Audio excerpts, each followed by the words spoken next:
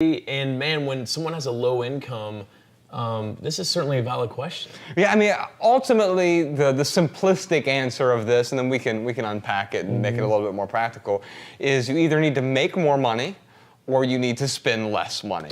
There you go. Now let's talk about that. About it a little bit. And so ideally you can end up doing both over time, which will be really helpful for you. I saw a stat very recently that 90% of Americans have expendable income, even many low-income folks. Now you and I grew up really poor. We were in the bottom 10%. Right. At least for a good chunk of our childhood, right?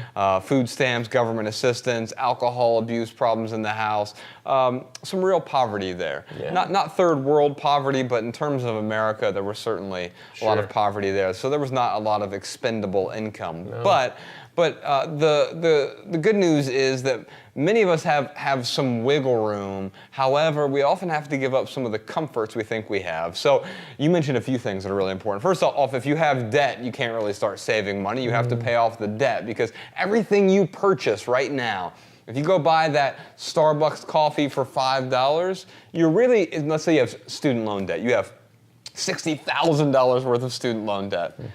Man, you're actually taking out a $5 loan to buy that coffee, because that's $5 you could have put to pay down your student loan debt. Absolutely. Now, there are some things that you would borrow on if you were in an emergency situation.